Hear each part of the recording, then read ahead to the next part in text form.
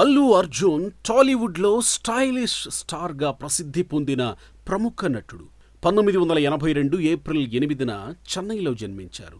తన తండ్రి అల్లు అరవింద్ ప్రముఖ నిర్మాతగా ప్రసిద్ధి పొందారు. అల్లు అర్జున్ 2003లో గంగోత్రి చిత్రంతో నటుడిగా పరిచయమయ్యారు. తన నటన, నృత్య ప్రతిభ, స్టైల్తో ప్రేక్షకుల మన్ననలు పొందారు.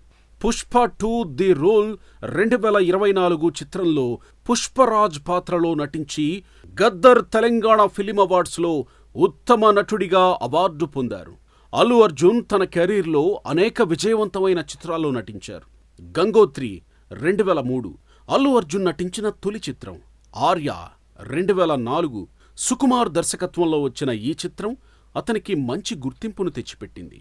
బన్నీ 2005 ఈ చిత్రం ద్వారా అతను యువతలో మరింత ప్రాచుర్యం పొందారు.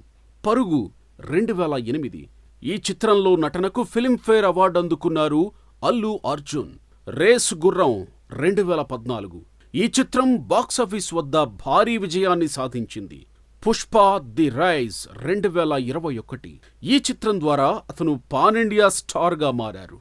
పుష్ప 2 ది రూల్ 2024 ఈ చిత్రం ప్రపంచవ్యాప్తంగా 1800 కోట్లకు పైగా వసూలు చేసి అత్యధిక వసూళ్లు సాధించిన భారతీయ చిత్రంగా నిలిచింది. అవార్డులు.